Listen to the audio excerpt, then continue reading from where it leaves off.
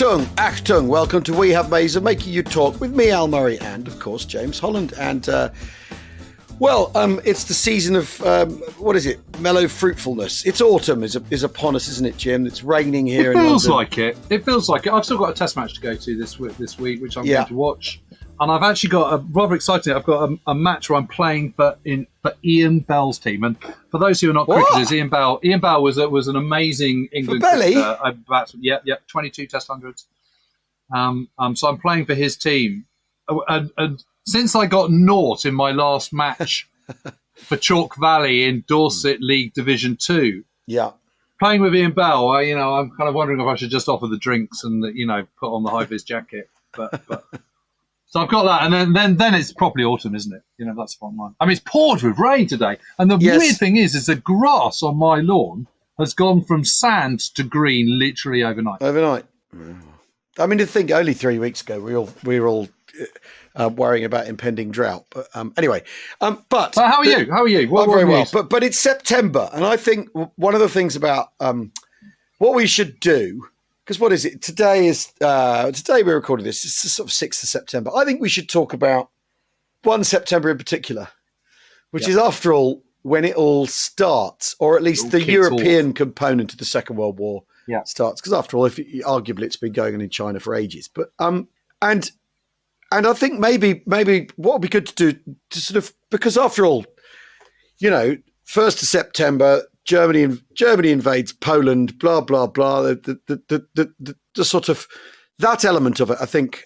I mean, have we talked to Roger Morehouse? Have we done that yet? Did we ever have him on to talk about first? We did talk to Roger. Yeah, we did. Yeah. We did talk to Roger, and he was great. But we haven't done an awful lot on Poland in 1913. And we haven't done anything we've never really done the start of the war and what's. And it's not just September and the terrible events of September 1939. Yeah, it's also what the heck was going on beforehand? And it's the state of play. How did people let this happen? And it's interesting looking at the main protagonists. I mean, who are the main countries that have got a kind of a real stake in what is going on?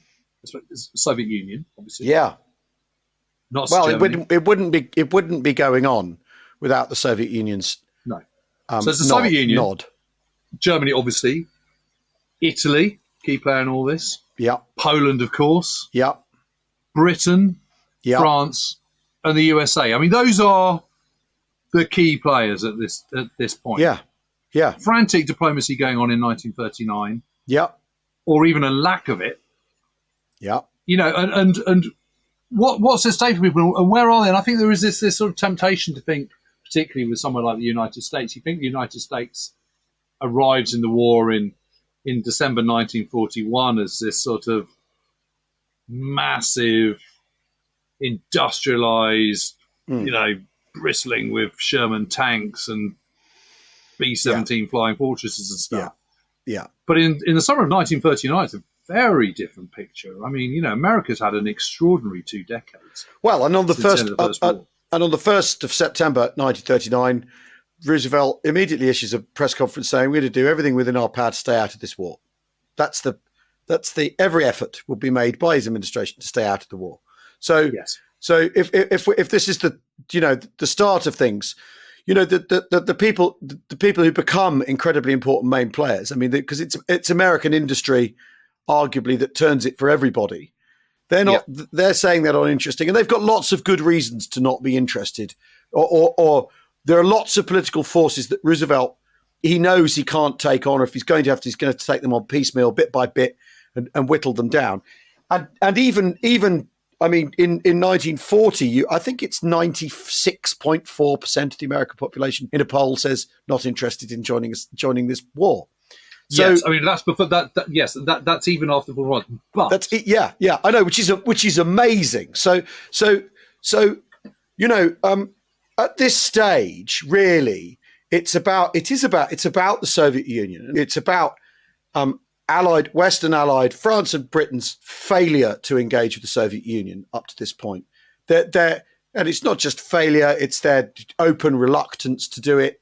Their plain unwillingness, I think you could even describe it as. Yeah, I agree with that. The Germans and the Soviets have actually been fostering quite a close relationship trade-wise before the Nazis. And although the Nazis come in and say how much they hate Bolshevism and they hate communism and they hate the Soviet Union, they're still training in Russia, and they're still exercising, and they're buying Russian or Soviet grain, and they're buying steel and all the stuff they're going to need. Grain, yeah, exactly, Ukrainian grain. I mean, it very much the Second World War, the start of the Second World War, is about the Soviet Union, isn't it? I think that's fair to say, right? It is, but just hold on the USA for a little bit, because the USA in a way is. I do think it's really interesting to see that their path to war and the part they're playing in the summer of 1939, which is a bigger part than one might think for their isolationism and for that 95% that don't want anything to do with it. Yeah, and FDR's statement, because FDR is absolutely convinced in the summer of 1939 that war is going to happen. Yeah. That he's also absolutely convinced that the old isolationist view is not going to work anymore. And that the Atlantic is no longer the barrier that it once was.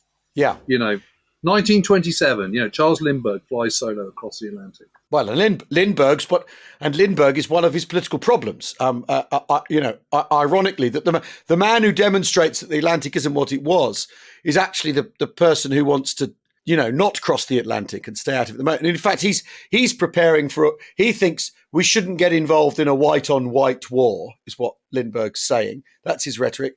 And that a war against the Asiatic hordes is more likely, and America's destiny, which is absolutely. But just to go back with the US, so everything goes. I think you can't avoid the Paris peace talks. You can't. No. You can't avoid the Treaty of Versailles of 1919. Yeah. And Woodrow Wilson, who is the Democrat president at the time, plays a really big part of that. And he comes up with his 14 points. Yeah. Most of which are adopted. And one of the 14 points is that the Republic of Poland, the Second Republic, should emerge. Yeah. Poland hasn't been Poland since the third partition. In 1795. So it's like 125 years in 1919 that it hasn't been Poland. And so it becomes Poland, and it's a democracy and all the rest of it.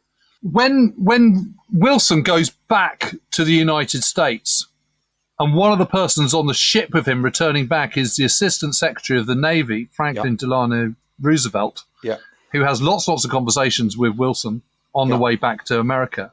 He puts his proposal to launch for kind of permanent peace in the world, and particularly in the First World. And this is the League of Nations.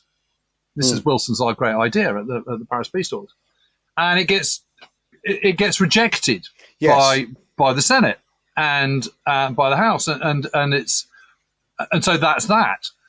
And it's absolutely no surprise when Wilson then gets kicked out the following election, 1920 rather.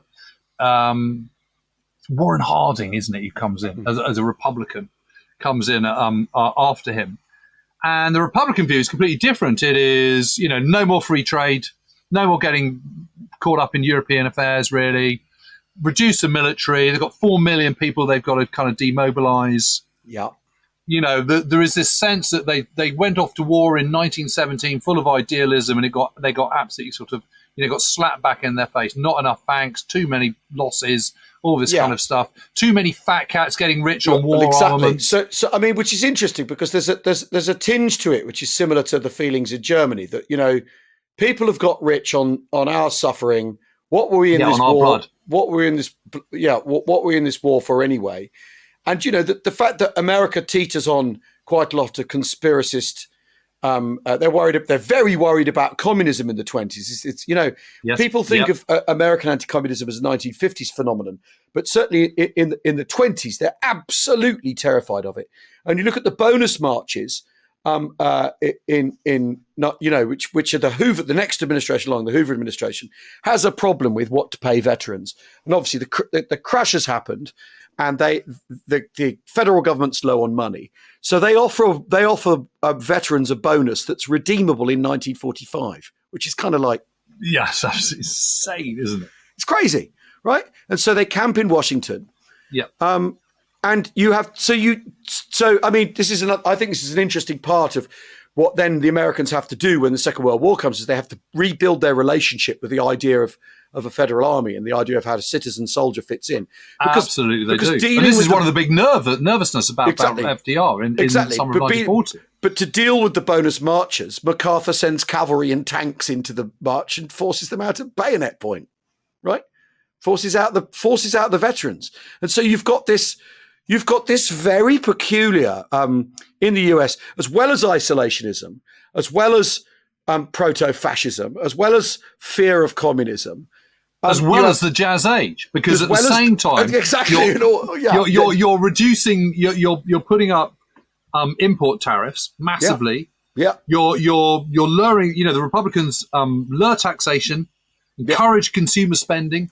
Yeah. And suddenly this young modern nation, despite on the surface, it's all the Jazz Age and Model Ts and Model A's and all this kind of stuff, and Chryslers and Chevrolets and et cetera, and fridges, and Hollywood, kind of bursting on this, and they're rejecting the old country, of Europe and the old world. And why wouldn't they? Because they moved across the Atlantic in the first place to avoid all that, So there is all that coming into it as well. Yeah. But the Americans are not completely getting out of international affairs, because what happens in Germany, of course, is you have the collapse of the Reichsmark, and you have, wheelbarrows of money and hyperinflation and all this sort of stuff. So they set up the Dawes Committee to go and help Germany, which is amazing when you think about isolationism and when you think about the side that they were on in the First World War and all the rest of it. But they're also building railroads in, factories rather for the Soviet Union. They're militarily isolated into military isolationism, but they're not into economic isolationism. And exactly. After all, America is an empire. It does have an imperium. The Philippines is part of the American imperium, even though, of course, it definitely isn't, and it's definitely not a colony, and all that stuff. But yes, so the Americans they're very keen on their money doing the sort of lifting, and what we'd I suppose called soft power. They're just not prepared to do the hard power part. I mean, but the role of the Dawes Committee is really, really interesting. Yeah, because this is Charles Dawes, who's a Chicago banker, and it's Owen Young, who is the chair of General Electric. And they set the value of the Reichsmark on the value of gold at the pre-war level against the dollar, which is a massive boost to Germany. And at the same time, J.P. Morgan, the bankers J.P. Morgan, loaned Germany $100 million. Yeah. So the big thing is, how are they going to pay for this? So this is the really interesting thing. So they pay for it because America calls in the war loans that it's lent to Britain and France. Britain and France pay that debt. The USA then pays that debt back to Germany. Yeah. And this is why in the second half of the 1920s, Germany's actually doing okay. Weimar is sort of all right. It's emerging as once again as a industrialized manufacturing country, of which it is so well placed to kind of perform. But everything goes tits up, of course, in October 1929 with the Wall Street crash, because the gold standard goes down the pot, global recession, all the rest of it. America can no longer give that money to Germany, and out of that emerged the Nazis. But the pressures on gold, if you've pegged your exchange rate to old gold, are unsustainable. So these things don't just happen. They're all. No, but my point is America's part in Germany's position in 1939 is actually much more considerable than I suspect a lot of people are aware. Yes. And there's no question that the Nazis emerged because of the Treaty of Versailles and the end of the humiliation of the First World War and all the rest of it. But they're an irrelevance until 1929. It's only after the Depression, the Wall Street crash, that the Nazis start to become a serious political player. Which is interesting because it's sort of the third body blow to Germany, isn't it? It's the loss of the First World War and the sort of revolutionary stuff that happens around that, then hyperinflation, then the Wall Street crash in 29. It's as if it takes three things to pitch Germany into the hands of the Nazis, isn't it? Rather than one event. This is it's a sort of accumulator, and because everyone's fates are tied together, they are enmeshed. How many M2 light tanks did America produce in 1939, Jim? Any idea? It's double digit, is it? It's 18. 18. Okay, I was going to say like 70, but yeah, okay, that's 18. 18. I mean, it's just nothing. Yeah. Yeah, you standing army in September 1939 of 187,000. Yes, something like that, isn't it? Yeah, which is obviously huge by British standards in 2022, but it's tiny by 1939 standards. Well, yeah, and gets to what? 4 million. Well, no. So I think, but more millions go through it in the process. I mean, the British Army never gets bigger than 3, I think, at its biggest. Yeah. I mean, it's quite extraordinary. They go from 18 in 1939 of the M2 light tank, and then they produce 90,000 tanks by the end of the Second World War. It's just incredible. But that also incredible. And as I said before, 83,000 aircraft manufactured in 1943 alone. Yeah. I mean, just think what that looks like. It's just unbelievable. But there's a huge problem that Roosevelt's got, because so he's thinking, yikes, war's coming. The Atlantic is no longer the big barrier. We don't want to get involved in a war, but we'd quite like to help other people fight it so that we don't have to, particularly Britain and France. So how are we going to help them? And which option of the three combatants in front of us is best for business? There's no doubt that there's some cold calculation as to who's going to win is his first thought, and he's going to bet on the Allies winning, isn't he? So their business is best, isn't it? I mean, there's a bit, I think there is some cold calculations, but I also think that he he's a Democrat. He's not, he can see that the Nazis are not good news, and you don't want to encourage them at all. And that it's one thing taking Czechoslovakia, it's another thing taking Poland. There's quite another thing, kind of, stretching your empire across the Atlantic into, say, South America or something like that. That's not funny at all. Yeah. But he's got this huge problem on his hands, because during the years of isolationism, and he takes over, he gets elected in 1932, becomes president in 1933. Two acts have been passed, which make rearming incredibly difficult. Yeah. And one of them is the Vincent Trammell Acts, which I think go in 1930, get passed in 1934 or something like that. And this makes it incredibly hard for big business to invest in armaments, because basically you have to do the tendering yourself. You have to pay for any prototypes. You don't get repaid for 16 years. So there is a complete lack of incentive for anyone to invest in anything. There is the explosive industry has been completely ground down. So all sorts of companies that used to make TNT and all this kind of stuff, they're no longer making it. It just doesn't exist at all in the US, apart on a very, very, very small level, purely for mining and mining only, and most of it is imported. And the second thing is the Neutrality Acts, which were brought in 1937, which basically made it illegal to trade any kind of arms at all outside of the US. So in the summer of 1939, he's trying to dismantle this, but he's trying to dismantle it bit by bit.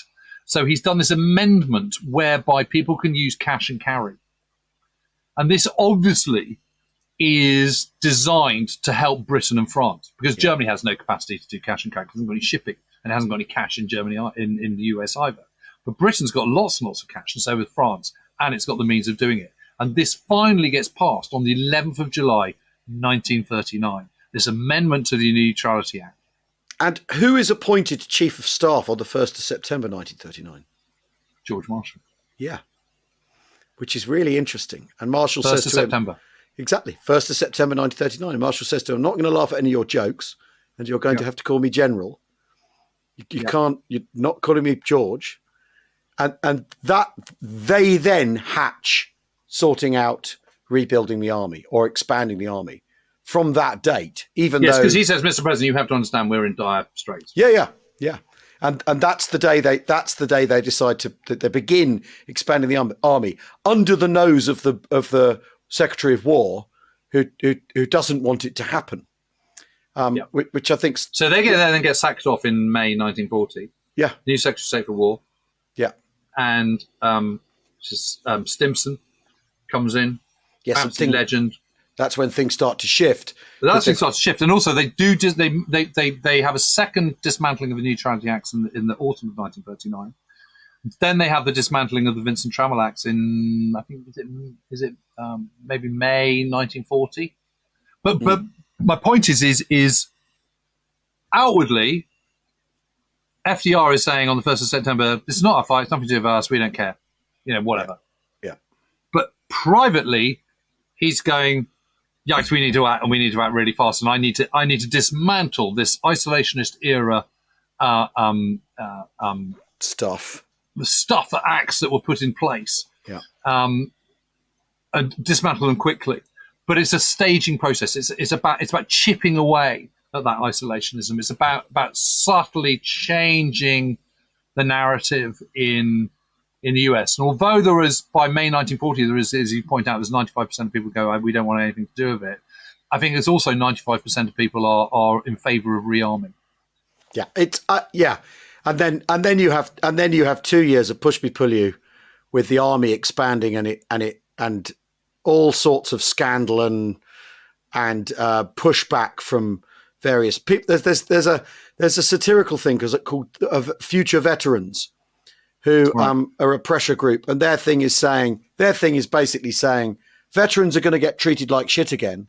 We need to make sure that doesn't happen, and they're a very powerful isolationist voice in 1940 and 41, which is fascinating. Anyway, we need to take a very, very quick break.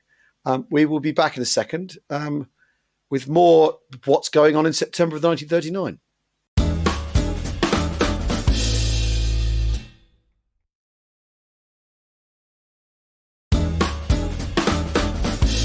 Welcome back to We Have Ways of Making You Talk with me, Al Murray, and James Holland. And in the first half, we were looking at what on earth is America doing in September 1939? Where is America wound up in September 1939? Why it's significant in Germany's story, and why it's significant, it's got why what is happening in America in the summer of 1939 is significant for what is happening in Europe in 1939. But if I'm brutally honest, I probably got a little bit carried away with that, because suddenly half the podcast's gone and we haven't talked about Italy or France or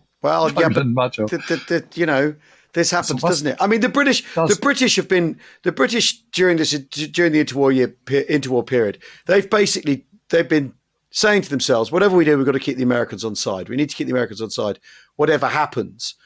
But no, in the end, the American relationship with the UK, with the British Empire is pretty ambivalent, and which then plays despite their own imperialism, and that then plays itself out during the war. Is the American political attitudes to the empire and save the empire at any cost, SEAC, and all that sort of stuff that plays out later on in the war is sort of part of why the British haven't been able to draw the Americans properly into their orbit. In the run up, in the diplomatic maneuverings that take us to the start of the Second World War, haven't they? They've not had any traction, and you get a big burst of propagandizing immediately as soon as the war starts in America from British sources, like William Stevenson, isn't it? And so on, trying to get the Americans to turn around and change their view politically. And frankly, it's pretty successful. I mean, France, though. I mean, we need to talk about France because we do. We don't talk about France very much. And interwar politics in France is very interesting. But the big player is Daladier by this point. It's Daladier who is trying to shake things down politically in France in 38-39. He's trying to get France to stop essentially.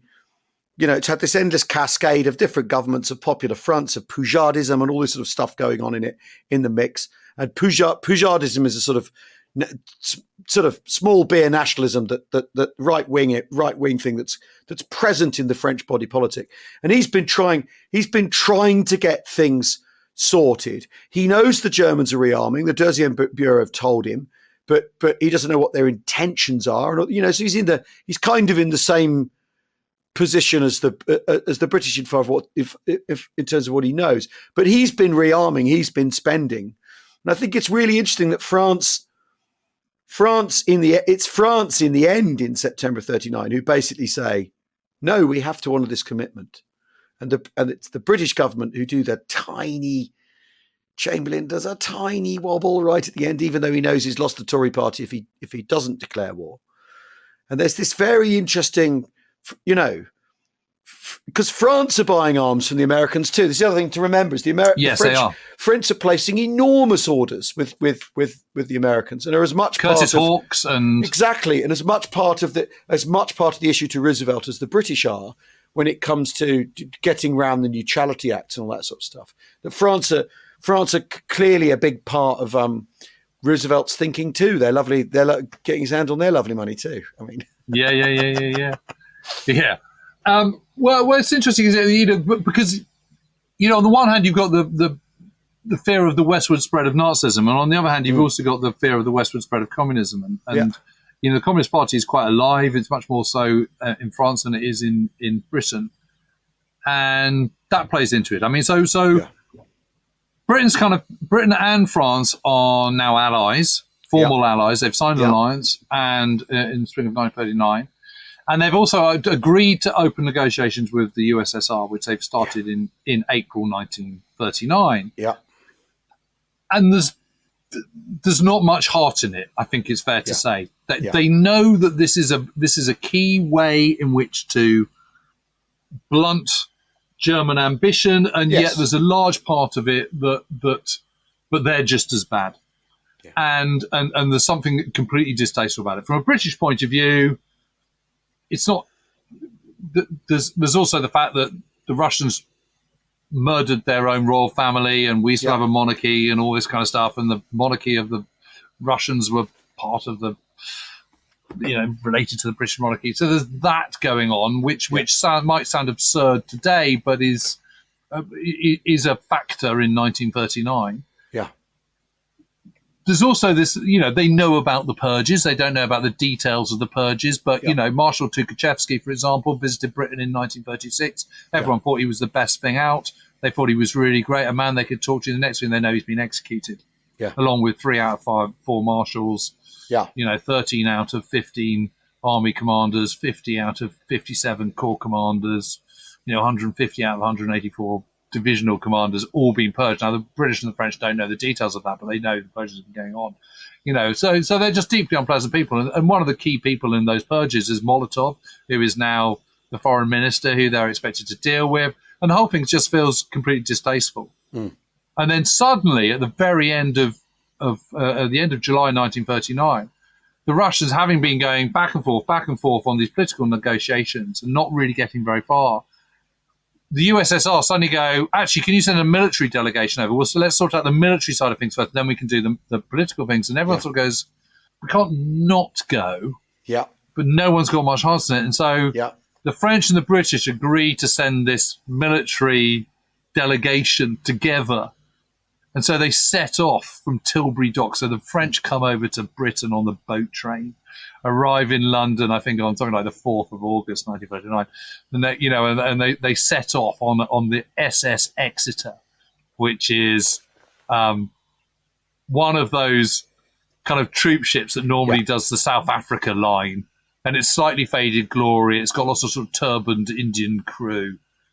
And they end up having their negotiations, their own discussions about how they're going to play it when they get to Leningrad in the playroom of the ship, the former ship, which has been leased by the Royal Navy specifically for this.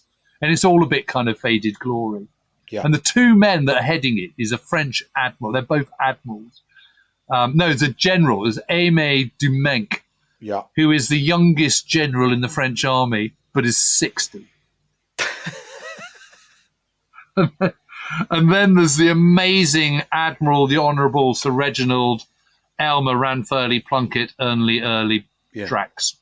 And they're all a bit kind of C-list, which sort of, of course, the Russians know this, and they know that it's the French attitude to Poland is very complicated anyway, isn't it? Because they're very frustrated with the Poles, that the Poles won't let won't grant access to the Red Army. They're angry with the Poles. Yes, this is one of the big things that the Red Army wants.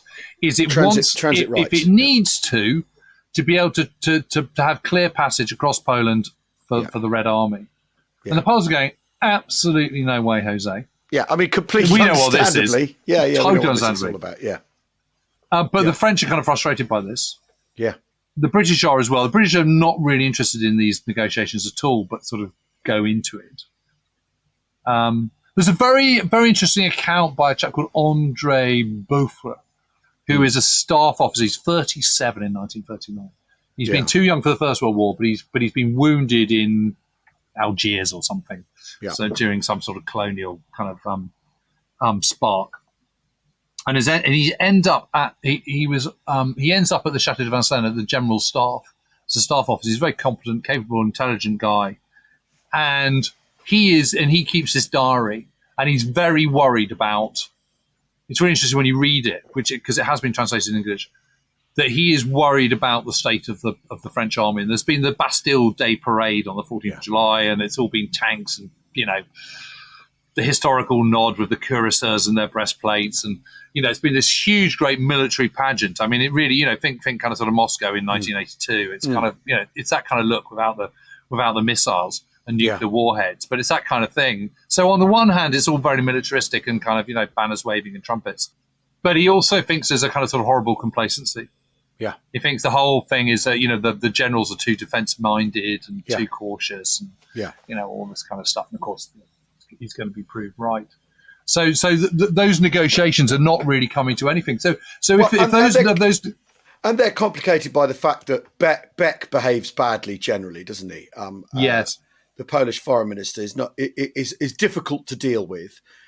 Is suspicious he's going to get sold out. I mean, one of the interesting things is that the Polish, as we said earlier, Poland's only essentially been around for 5 minutes geopolitically, to the massive resentment of the German state and the Germans and the Austrians and the Russians and the Slovaks. And because after all, the Slovak Republic, the rump of Czechoslovakia, that end, that hasn't been subsumed by Germany, invades Poland in 1939 itself and seizes bits of Poland for itself, because no one wants there to be a Poland except for the Poles, and the French. In the peace front with Britain would rather have the Soviet Union than the Poles, out of sheer sort of political muscle, but end up with the Poles because the British insist upon it. Daladier doesn't like the guarantee, isn't happy about the guarantee, doesn't like Beck, but also believes as a Frenchman that France must honour its commitment. So the French... Yeah, so there's also, the other thing is about Poland that's really interesting is it starts off as this democracy. There's a military coup in 1926, I think it is. Yeah. And although that doesn't come to a huge amount, thereafter is an erosion of democracy. So by 1935, it's effectively, to all intents and purposes, it's a dictatorship. Yeah. Now that's not necessarily, that's their choice. That's Poles' choice, and that shouldn't affect their sovereignty. But the big bugbear for the Germans is this 70-mile stretch of Baltic coastline, which is Polish, which until 1919 was German. And you've still got this thing, which I think a lot of people just don't realise or don't get their heads around, that East Prussia is separated by the Danzig corridor, this stretch of the Baltic coast. And I'm not saying it's their right to want it back, but I'm saying it's completely understandable that they would want it back. Well, and we have the reverse now with Kaliningrad, don't we? Königsberg. That you have the like a mirror image situation with a Russian city inside Poland. I mean, it's and it's all a bit bonkers. And there are a lot of Germans up there. There's a lot of German speakers and pro-Germans and all the rest of it. So, it's quite clear that France and Britain don't give two figs about Polish sovereignty. They can care less. What they do care about is Nazi Germany spreading its wings and, chipping yet another one off. Well, becoming richer and more powerful as well exactly. Is the fear, isn't it? I mean, it is that sort of. I mean, that patch of diplomacy where Britain and France are grasping the sort of Soviet nettle too late. Yeah. I mean that's one of the big what ifs, isn't it? What if the British and the French had got their act together and they'd have managed to bring the Soviet Union in to some sort of alliance, and you've got Stalin saying he doesn't want to pull their ally, the British and the French chestnuts out of the fire, doesn't he? It always strikes me it's impossible. The Soviets are only ever going to make the decision they do. That there is no way of bringing them into a peace front. There's just no way of doing it. But the minute the Molotov-Ribbentrop Pact happens, that's it. You're going to have your Second World War. That's the chocks. But the chocks are away, and the thing's going to can only accelerate from there. And that reaches the world it's signed on the 22nd, isn't it, and announced on the 23rd. Yeah. And there is this, but before that, Goering, who is by far and away the second most powerful person in Nazi Germany by a huge margin, largely because he is the guy who's been running the economy, has been overseeing rearmament. Yeah, he's richest man in Germany. Hermann Goering Works has harnessed industry. He's the one who's been doing all these bilateral deals with Finland, Sweden, Turkey, Spain, Romania, and has managed to get all those stockpiled all those key minerals that are needed, from oil to iron ore to tungsten, all the rest of it. He has overseen all that. Yeah, and he knows that Germany is not strong enough for a long war, and so has been desperately trying to avoid it. And he's got a Swedish businessman mate called Burgus Dalarus. Yeah, and Dalarus says, "Look, I know British businessmen. I can get us a meeting." So on the 7th of August, 1939, there is a big lunch at a farmhouse on the coast of Schleswig-Holstein, which by this time is no longer in Germany, but it's in Denmark again. Yeah. And they have this meeting, and the businessmen are favourably impressed by Goering. And at the toast at the lunch, he raises a glass and goes, "To peace." And they're kind of, because Goering is so charming when he wants to turn it on, they're quite seduced by this. And they go, "Okay, well, we can get you a meeting with Chamberlain." And so Dalarus puts out this feeler and says, feeds a letter from Goering directly to Chamberlain saying, anytime you want to talk, I'll come over to London, you come over here, whatever you want to do. Chamberlain ignores it. Yeah. Never happens. He's not going to deal with another Nazi. He's had that. By this point, he's done. He's learned his lesson. He's done. Yeah. Yeah. And then you have this extraordinary event where Hitler is at the Berghof, his house down in Berchtesgaden in the Bavarian Alps. Yeah. And he orders all his senior commanders together to arrive in suits. We've got to make sure that that we don't let the cat out of the pan. Yeah. I mean, it's ridiculous. And he makes this announcement, says we're about to do this deal. It's going to, we're going to go to war on whatever it is, the 26th of August. Yeah. And then the following day it comes out. And then there is this extraordinary moment where there is the kind of aurora borealis over the Untersberg Mountains, which is what you're directly looking at from that extraordinary patio outside his house. Yeah, and it turns. It's in the evening of the 23rd of August, and the sky goes red, and then the silvery rock of the Untersberg Mountains. Then this red shadow sweeps over it. And someone goes, "Gosh, it looks like a whole load of blood." Yeah. And I can't remember who it is, whether it's Speer or one of his aides turns to him and says, "We're not going to get away with it this time without blood being spilt." And Hitler kind of grinds his jaw and says, "Well, so be it," and then turns on his heels and goes back into the house. And it's just, I mean, you literally couldn't make it up, but it happened. Yeah. And then there's some last minute shenanigans and dealing, urging by the Italians, who are equally just bricking it. This isn't what they bargained for with a Pact of Steel, signed back in May. This is not about going to war. Italy can't afford to go to war. It's absolutely stuffed. It's the last thing it wants to do. But by the Pact of Steel, it's obliged to come in on Germany's side. And it's just thinking, holy moly. So it's actually Count Charno, who is the Minister for Foreign Affairs, who's urging the Germans not to do it. And so they go, okay, fine, we'll do this last-minute negotiations with them, which obviously will come to nothing. And the deadline passes for the Poles to come and come and negotiate, which, of course, they're not going to do. That deadline passes on the 31st of August, and there you are. It's war. And you've all got the kind of, the Gleibitz radio attack and all the rest of it. It is fascinating, though, that when you look at what Daladier's been saying about the British, that the British and the French do come together in September 39 to oppose the Germans. Daladier considers Chamberlain a desiccated stick, the king a moron, the queen an excessively ambitious woman. He felt that England had become so feeble and senile that the British would give away every possession of their friends rather than stand up to Germany and Italy. I mean, that's what Richard Overy says about Daladier. That's absolutely fascinating because that's what he thinks of the British, but he still gets them to make a firm commitment. Yep. To an agreement. He doesn't believe in himself because he doesn't believe in propping up Poland. He doesn't think Poland should be defended.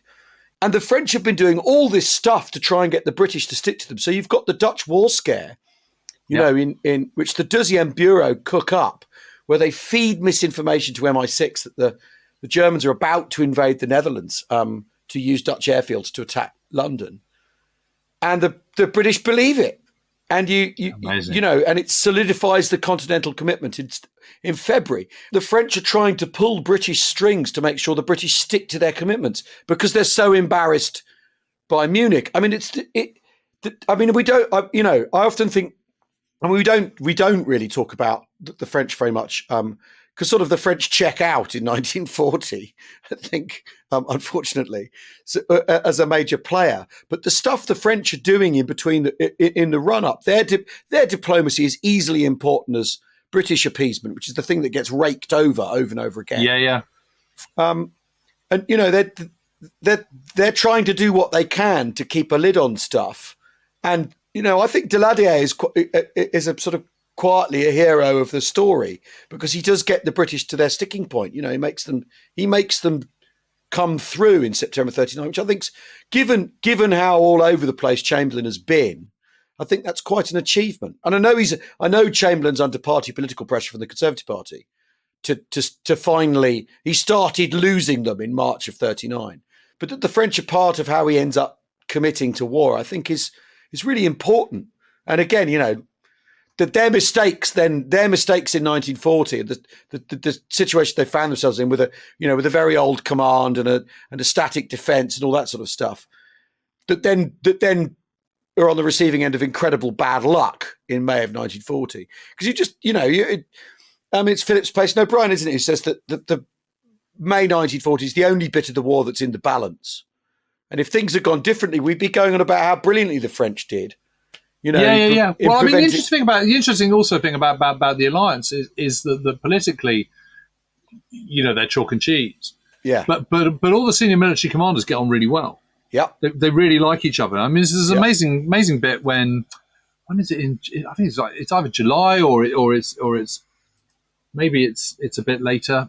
But Edward Spears, who is this great Francophile, who's British parents, but born and brought up in Paris, speaks like a native and all that kind of stuff.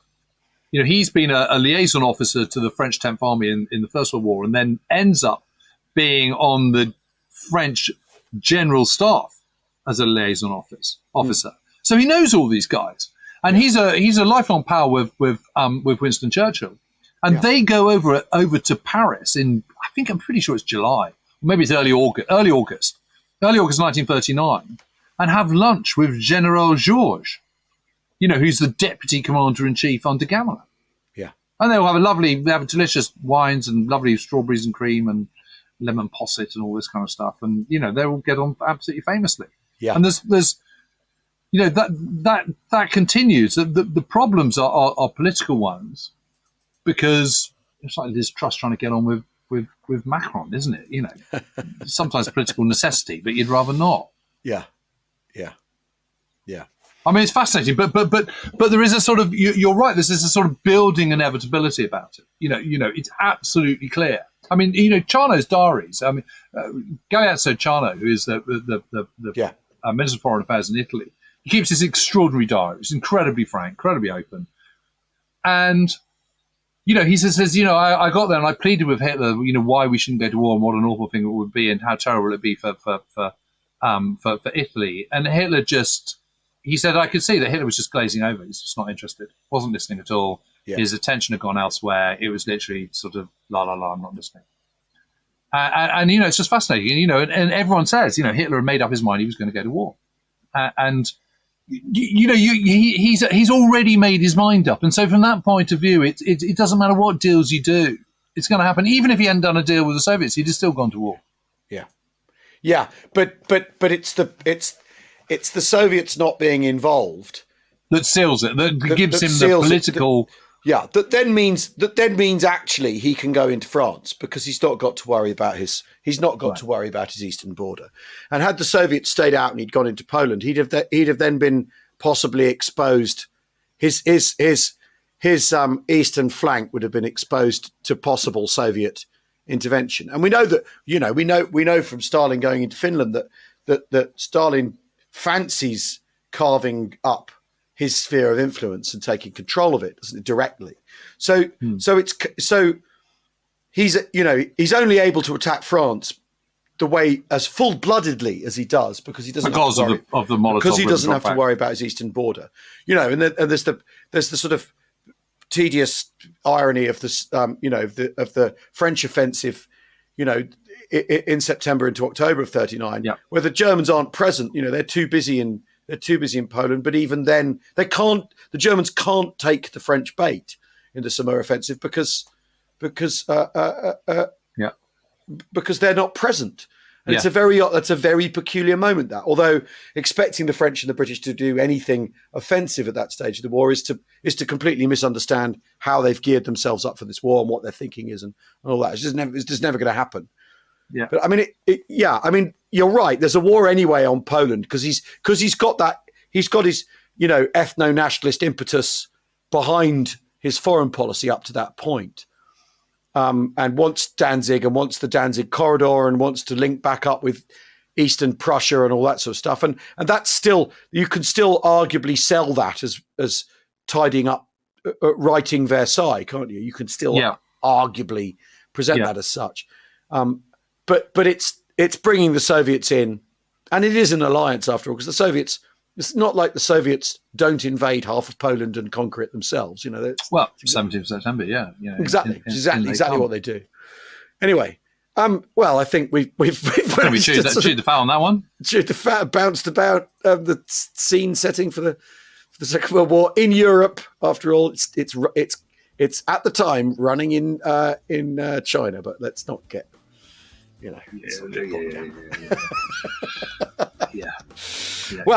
Thanks everybody for listening.